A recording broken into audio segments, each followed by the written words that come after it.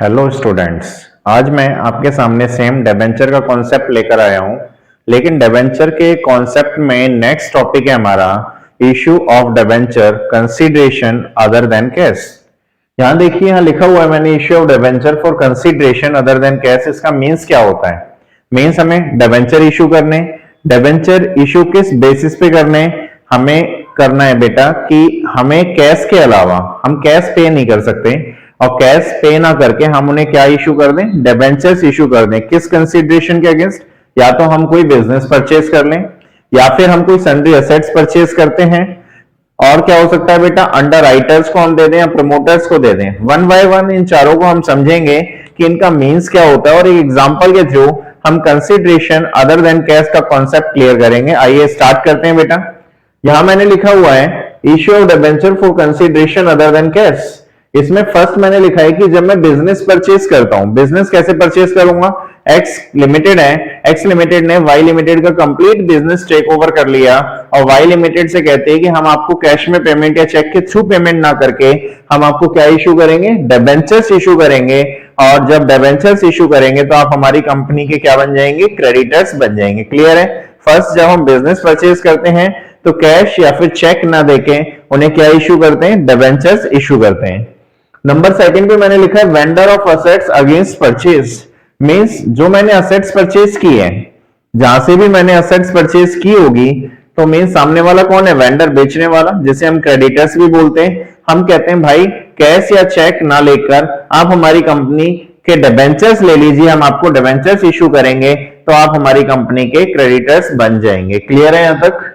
Next मैंने under writers, under writers को debentures क्यों इशू किए जाते हैं? अंडर राइटर का मतलब क्या होता है बेटा? जब डिबेंचर इशू करते हैं या शेयर्स इशू करते हैं तो माइंड में एक क्लैरिटी बनाकर रखना, 90% वाला जो मिनिमम सब्सक्रिप्शन होता है कि इतना तो हमें परचेज करना ही करना है। यानी कि हमें परचेज करने का मतलब पब्लिक परचेज करेगी जब हम इशू करते हैं, तो उस कंडीशन में अंडर राइटर्स आते हैं। अंडर राइटर्स कहते हैं कि मान लो पब्लिक ने 80% परचेज किया तो 10% तो रह गया ना, तो उस कंडीशन में 10% अंडर राइटर्स परचेज कर लेते हैं, फिर वो अपने बिहाफ पे मार्केट में उन्हें इशू करते रहते हैं। तो कहते हैं जितना हम आपका डिबेंचर्स होल्ड करेंगे उसके बदले में हमें क्या चाहिए? कमीशन चाहिए। तो अंडर राइटर्स को क्या चाहिए? कमीशन चाहिए। अब कमीशन किस में मिलेगा बेटा? कैश में या चेक में? तो कंपनी कहती है कि हम आपको क्या करेंगे? कमीशन कैश या चेक में ना देके हम क्या देंगे? आपको डिबेंचर्स इशू कर देंगे, और आप हमारी कंपनी में एज ए डिबेंचर होल्डर बन जाएंगे। क्लियर है बेटा अंडर राइटर्स? नेक्स्ट मैंने प्रमोटर्स लिखा है। प्रमोटर्स कौन होते हैं? प्रमोटर्स होते हैं जो किसी भी कंपनी को स्टार्ट करने में हमारी हेल्प करते हैं। क्लियर? कंपनी को स्टार्टअप करने में हेल्प करते हैं, आइडियोलॉजी देते हैं ये हमें। तो उस कंडीशन में हम कहते हैं कि प्रमोटर से हम जो भी सर्विसेज ले रहे हैं उनके अगेंस्ट भी हमें उन्हें कुछ बेनिफिट्स देना चाहिए। तो उस कंडीशन में हम कहते हैं कि हम कंपनी के डिबेंचर्स उन्हें इशू कर देंगे, कंपनी का डिबेंचर होल्डर बना लेंगे उनकी सर्विसेज के अगेंस्ट। इन चारों केसेस में अलग अलग जर्नल एंट्रीज पास होती हैं। वन बाय वन हम चारों की जर्नल एंट्रीज देखते हैं, उसके बाद हम इस एग्जाम्पल को क्लियर करेंगे जो एग्जाम्पल हमारी स्क्रीन पर लिखा हुआ है। क्लियर बेटा? मैंने यहां क्या लिखा है? Business purchase. जब मैं किसी का बिजनेस परचेज करूंगा तो बेटा एंट्री क्या करूंगा? Business purchase account debit to vendor, यही एंट्री पास करूंगा ना। बिजनेस परचेज की कंडीशन में मैं क्या फर्स्ट एंट्री पास करूंगा बेटा? मैं एंट्री पास करूंगा बिजनेस परचेज अकाउंट डेबिट। जो भी मैंने बिजनेस परचेज किया, जिस कंपनी का परचेज किया वो मैंने लिख दिया business purchase account debit to, कौन है बेटा? दूसरी कंपनी, वेंडर, बेचने वाली, to vendors. Business purchase account debit to vendors. अब वेंडर को मुझे क्या देना है बेटा? मुझे क्या इशू करने हैं? डिबेंचर्स इशू करने हैं। तो सेकंड एंट्री क्या हो जाएगी? Vendor account debit, vendors account debit to debenture, vendors account debit to debenture account. Clear हो गया होगा बेटा?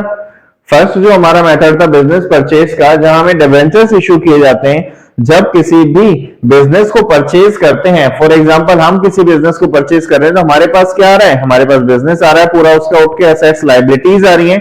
जब उसकी पूरी एसेट्स लायबिलिटी आ रही है, या तो एसेट्स और लायबिलिटी की सारी फिगर्स गिवन होंगी, तो हम लिखेंगे sundry assets account debit to sundry liabilities account debit, ऐसा करके लिखेंगे। उसके बाद टू वेंडर लिखेंगे। अब मेरे पास असेट्स और लायबिलिटी अलग अलग नहीं थी, तो मैंने आपको एक शॉर्ट में बता दिया business purchase account debit. Business purchase means उसकी नेटवर्थ क्या है, टू वेंडर। क्लियर। अब जब हम बिजनेस परचेज करते हैं तो बेटा दो कंडीशन होती हैं। बिजनेस परचेज करते टाइम दो चीजें होती हैं, क्या होती हैं? एक माइंड में क्लैरिटी होनी चाहिए, नेटवर्थ। क्या क्लैरिटी होनी चाहिए बेटा? नेटवर्थ। फॉर एग्जाम्पल हमारी असेट्स ज्यादा हैं, असेट्स और लायबिलिटी माइनस करके हमारी नेटवर्थ निकलती है। ठीक है, असेट्स माइनस लायबिलिटी करके क्या निकलती है? नेटवर्थ निकलती है। हमारे बिजनेस की नेटवर्थ है फॉर एग्जाम्पल 5 लाख, लेकिन बिजनेस परचेज कितने में कर रहे हैं हम? 8 लाख रुपए में।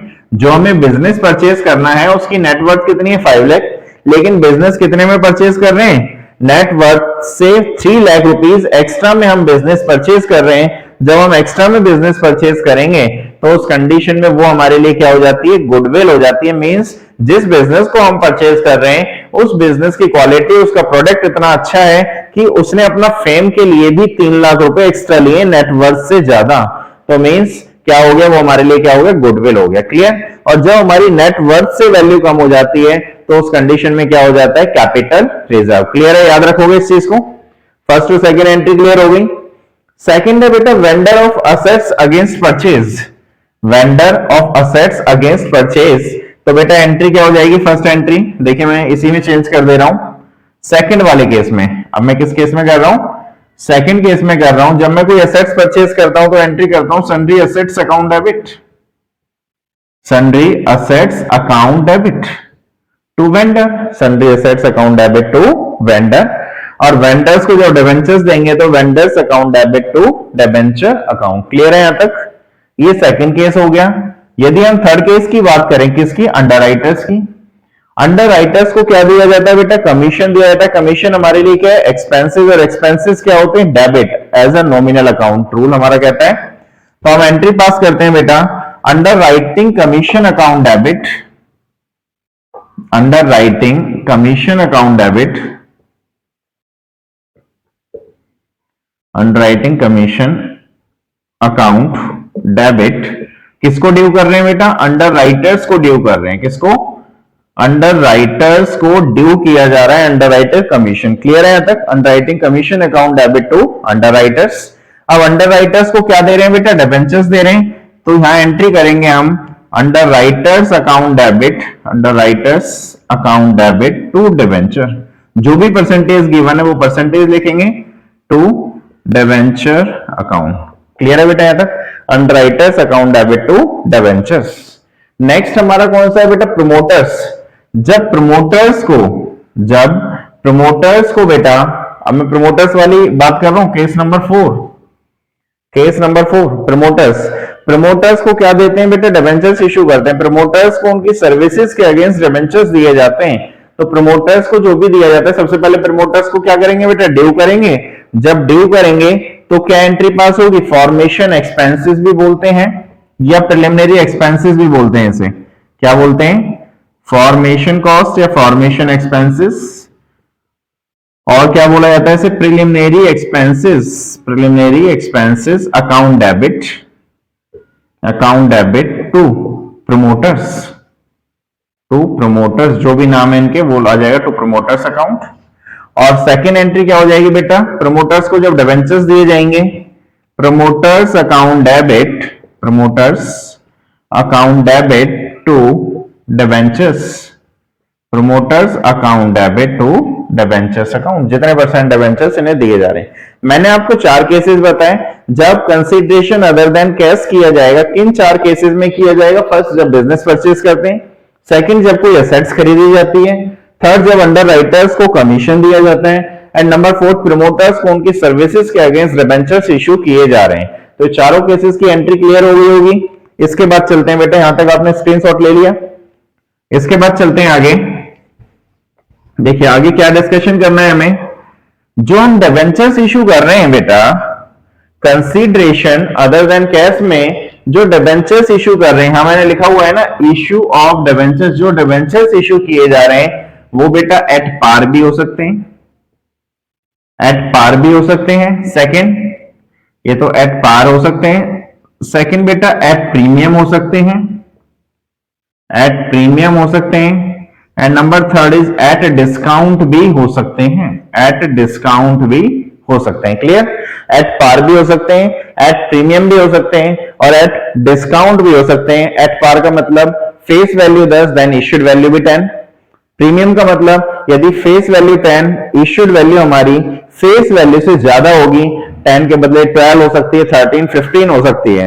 एट डिस्काउंट का मतलब फेस वैल्यू से कम वैल्यूज पे डिबेंचर्स इशू कर देना क्या कहलाता है? डिस्काउंट कहलाता है। क्लियर? आज की क्लास में हमने अभी तक क्या डिस्कशन किया? हमने डिस्कशन किया कंसीडरेशन अदर देन कैश में हम 4 केसेस में डिबेंचर्स इशू करते हैं। बिजनेस परचेज, असेट्स परचेज में अंडर राइटर्स को, प्रमोटर्स को, और फिर साथ में एक बात और कही मैंने कि जब डिबेंचर्स इशू किए जाते हैं वो एट पार पे भी हो सकते हैं, एट प्रीमियम पे भी हो सकते हैं और एट डिस्काउंट पर भी हो सकते हैं। क्लियर है? यहां तक कोई डाउट बेटा? अब देखिए एक इलस्ट्रेशन मैंने लिखा हुआ है, एक एग्जांपल लिखा हुआ है, उस एग्जांपल को क्लियर करते हैं। क्या एग्जांपल है बेटा?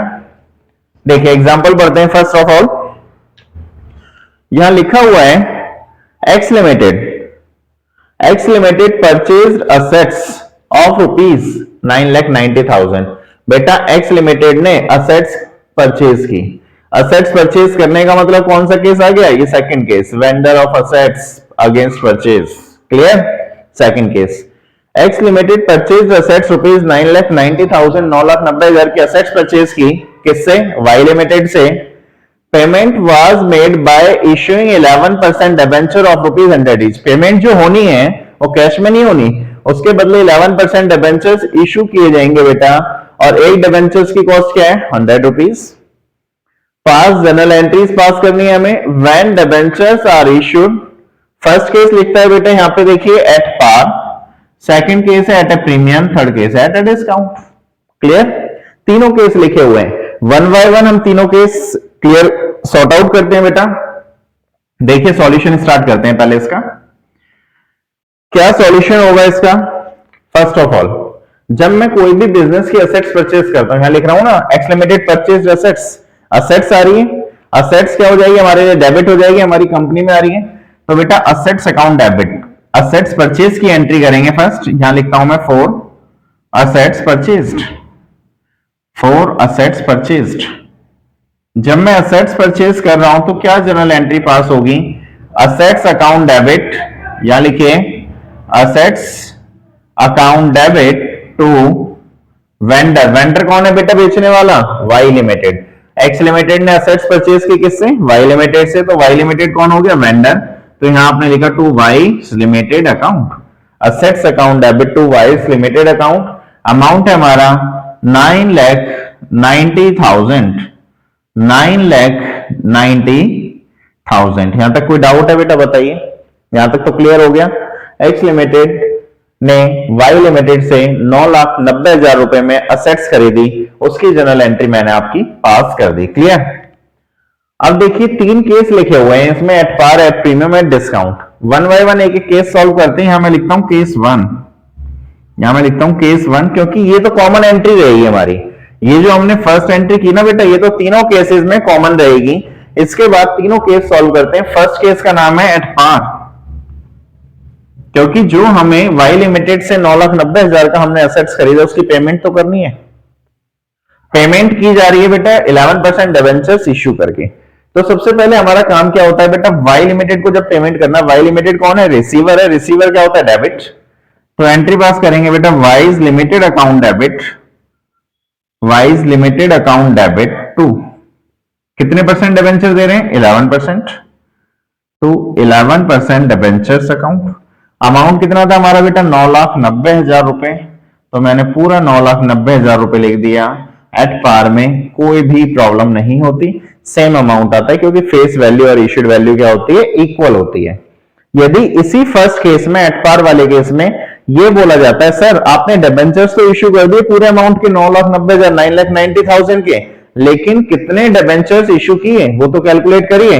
देखिए बेटा कैलकुलेशन कैसे होगी, कितने डिबेंचर्स इश्यू किए गए।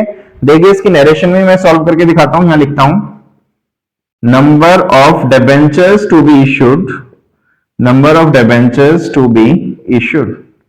कितने डिबेंचर्स इशू किए गए, अमाउंट कितना देना था बेटे से 9,90,000, 9,90,000 का अमाउंट देना था। और एक डिबेंचर्स की वैल्यू कितनी थी बेटा 100 रुपए। 100 से हमने डिवाइड किया तो बेटा कितने डिबेंचर्स इशू हुए 9,900 डिबेंचर्स। बेटा 9,900 के डिबेंचर्स इशू किए गए, 9,900। क्लियर हो गया? ये तो हमारा हो गया केस नंबर 1। अब देखिए बेटा केस नंबर 2 देखिए, केस नंबर 2 में क्या करेंगे हम, यहां करते हैं बेटा, यहां मैं लाइन डाल दे रहा हूं। देखिए केस नंबर 2, केस 1 तो क्लियर हो गया सभी का, केस 2 देखिए। यहां मैं लिखता हूं केस 2। ये तो एंट्री कॉमन है हमारी फर्स्ट वाली एंट्री, तो यहां क्या लिखा हुआ है एट अ प्रीमियम ऑफ 10%। मैं यहां लिखता भी हूं बेटा जिससे आपको याद रहेगा, यहां लिखता हूं at a premium of 10%, at a premium of 10%। तो बेटा एंट्री क्या पोस्ट होगी, एंट्री देखिए, एंट्री पोस्ट होगी हमारी सबसे पहले जब ये कॉमन एंट्री करते हैं ना, तो इससे माइंड में रखा कीजिए यहां क्रेडिट क्या हो रहा है वाई लिमिटेड, तो डेबिट क्या हो जाएगा एज इज वाई लिमिटेड। तो यहां मैंने लिखा wise limited account debit, Y's limited account debit. क्या इश्यू कर रहे हैं बेटा डिबेंचर 11%, तो यहां लिखे टू 11% डिबेंचर्स अकाउंट। यहां तक क्लियर? अब आपको पता है सर वाई लिमिटेड में 9,90,000 क्रेडिट था, तो डेबिट भी हम 990 करेंगे। यहां तक क्लियर? 9,90,000 ही हमने डेबिट कर दिया। सर हमने डिबेंचर्स प्रीमियम पे इश्यू किए हैं, प्रीमियम पे इश्यू करने का मतलब सिक्योरिटी प्रीमियम रिजर्व क्रेडिट होना चाहिए। तो बेटा मैं यहां लिखता हूं to security premium reserves account, to security premium reserve account. लेकिन कितना होगा वो हमें कैलकुलेट करना पड़ेगा नंबर ऑफ डिबेंचर्स निकाल के। देखिए इसी में हम निकालते हैं number of debentures to be issued. कितने नंबर ऑफ डिबेंचर, अमाउंट है हमारा 9,90,000, 9,90,000 रुपए, 9,90,000 डिवाइडेड बाय डिबेंचर्स की कॉस्ट कितनी है बेटा 100 रुपए। कितने परसेंट प्रीमियम है 10%, तो 100 रुपए पे 10% 10 रुपए हो गया, तो 110 रुपए हो गया बेटा।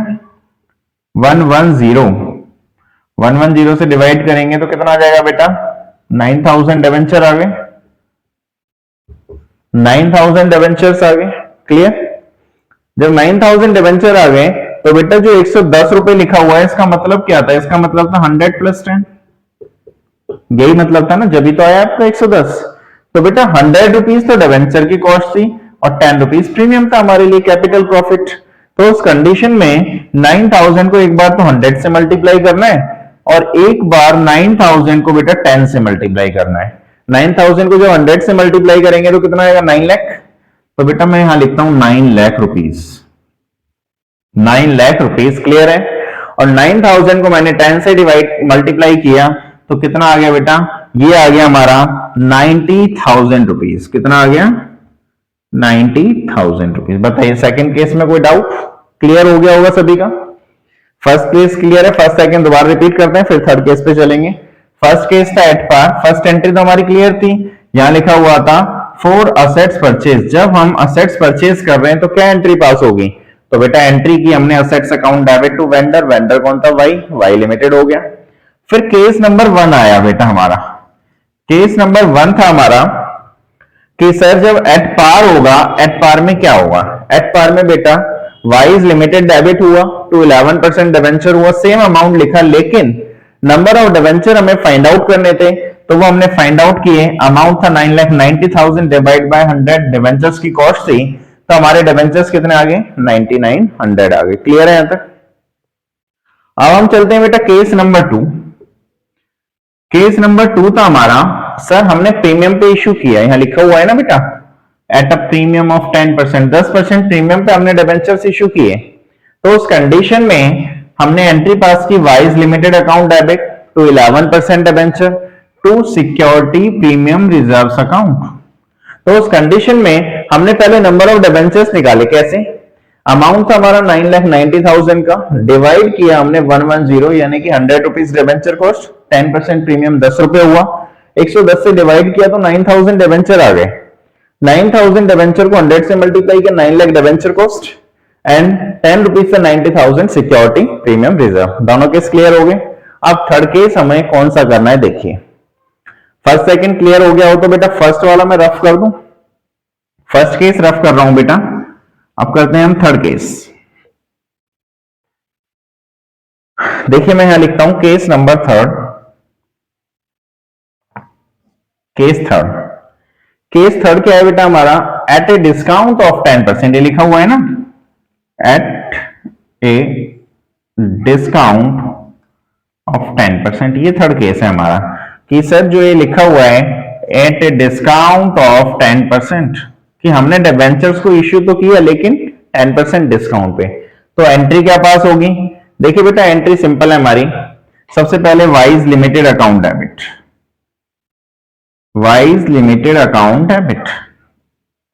आपको पता है कि सर डिस्काउंट पे इश्यू कर रहे हैं तो डिस्काउंट हमारे लिए क्या होता है? लॉस होता है, लॉसेज होते हैं डेबिट। तो यहां लिखेंगे बेटा discount on issue of debenture account debit, discount on issue of debentures account debit to कितने परसेंट डिबेंचर? 11%। तो यहां हमने लिखा टू 11% डिबेंचर्स अकाउंट। क्लियर है यहां तक? कोई डाउट? अब देखिए करना क्या है हमें। मैंने कहा बेटा वाई लिमिटेड में तो सेम अमाउंट लिख देते हैं, 9,90,000 जितना क्रेडिट हो रहा है उतना ही मैंने डेबिट कर दिया। यहां तक तो कोई डाउट ही नहीं है। अब निकालते हैं हम इसमें number of debentures, number of debentures to be issued. कितने डिबेंचर इश्यू किए गए बेटा? 9,90,000, तो टोटल ये है। क्लियर? डिवाइडेड बाय 10% का डिस्काउंट है बेटा, 100 रुपए पे 100 रुपए का डिबेंचर है, 10 रुपीज डिस्काउंट है तो 90 रुपीज वैल्यू रह गई। यहां मैं लिखता हूं 100 माइनस 10, तो कितना रह गया बेटा? 90 रह गया। यदि हम 90 से डिवाइड करें इसे तो कितना आ जाएगा? 11,000 आ जाएंगे। 11,000 डिबेंचर कैलकुलेट करके देख सकते हैं बेटा। यदि आप 90 से डिवाइड करेंगे तो 11,000 डिबेंचर आते हैं हमारे। क्लियर है यहां तक? 10 रुपीज डिस्काउंट 11,000 पे, तो बेटा डिस्काउंट की वैल्यू कितनी हो गई? डिस्काउंट की वैल्यू हो गई हमारी 1,10,000, 1,10,000। 1,10,000 क्या हो गया हमारे लिए? डिस्काउंट हो गया। और 11,000 को जब आप 100 से मल्टीप्लाई करेंगे तो 11 लाख क्या आ गए? डिबेंचर्स। 11 लाख के क्या आ गए? डिबेंचर्स। बताइए बेटा यहां तक कोई डाउट है? एट ए डिस्काउंट का क्लियर हो गया। Discount on issue of debenture हमारे लिए क्या था? लॉस था, तो हमने डेबिट कर दिया बेटा 1,10,000। लेकिन उसके लिए सबसे पहले हमें क्या निकालना पड़ा? उसके लिए हमें निकालना पड़ा बेटा सबसे पहले नंबर ऑफ डिबेंचर्स। वो हमने कैलकुलेट कर लिया, जो कि हमारे पास आ गया 11,000 डिबेंचर्स। फिर हमने 11,000 को एक बार मल्टीप्लाई किया 100 से और एक बार मल्टीप्लाई किया 10 से। जब 100 से मल्टीप्लाई किया तो 11 लाख डिबेंचर और 10 से मल्टीप्लाई किया तो 1,10,000 debentures discount, sorry.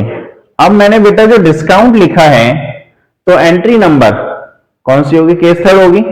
Case third में केस फर्स्ट में ये एंट्री होगी। एक डिस्काउंट की राइट ऑफ करने वाली एंट्री और होती है। मैंने लास्ट सेशन में बताया भी था आपको कि जब भी डिस्काउंट से रिलेटेड कोई बात आती है तो उस एंट्री को ईयर एंड पे राइट ऑफ किया जाता है। और राइट ऑफ करने का हमारा मेन वो क्या था और कहां से राइट ऑफ करते हैं बेटा? Right of security premium reserve से करते हैं। मैंने बताया था क्योंकि सिक्योरिटी प्रीमियम रिजर्व मेरे लिए कैपिटल प्रॉफिट होता है और डिस्काउंट मेरे लिए होता है कैपिटल लॉस। तो राइट ऑफ कर देते हैं आपस में। जब क्वेश्चन साइलेंट हो, क्वेश्चन में कुछ भी गिवन ना हो सिक्योरिटी प्रीमियम रिजर्व से रिलेटेड, तो उस कंडीशन में किससे करते हैं बेटा? Statement of profit and loss से करते हैं। किससे करते हैं? Statement of profit and loss से। तो बेटा इसमें यदि हम statement of profit and loss लगाएं तो कैसे होगा? क्योंकि हम केस थर्ड बिल्कुल इंडिविजुअल पढ़ रहे हैं, हम केस सेकंड को इसमें इन्वॉल्व नहीं कर रहे हैं, क्योंकि डिबेंचर्स या तो एट पार पे इश्यू होंगे या एट प्रीमियम पे या एट डिस्काउंट पे। अब तीनों केस तो एक साथ वो नहीं आएंगे ना कि हम राइट ऑफ भी उसी में कर लें, ऐसा तो नहीं होगा बेटा। तो हम केस थर्ड डिस्कस कर रहे हैं। केस 1 और 2 क्या था हम भूल चुके हैं। तो उस कंडीशन में यदि हमें डिस्काउंट को राइट ऑफ करना हो तो क्या एंट्री पास होगी बेटा राइट ऑफ की? मैं यहां करके दिखा रहा हूं। Discount on issue of debentures को हमें क्या करना है बेटा? राइट ऑफ करना है। तो राइट ऑफ कैसे किया जाएगा? Discount on issue of debenture, right of, इसे हमें राइट ऑफ करना है इस वाली एंट्री को। तो बेटा मैंने एंट्रीज आपको पोस्ट करके दिखाई थी, इधर मैं इसे रफ कर रहा हूं। Discount on issue of debentures को राइट ऑफ कैसे करेंगे बेटा? एंट्री हो जाएगी हमारी statement of profit and loss debit, statement of profit and loss debit to discount on issue of debentures account. Clear बेटा? एंट्री क्या पोस्ट होगी? Statement of profit and loss account debit to discount on issue of debenture. तो बेटा discount कितना था हमारा? 1,10,000 था, तो 1,10,000 राइट ऑफ हो जाएगा। बताइए यहां तक कोई डाउट है?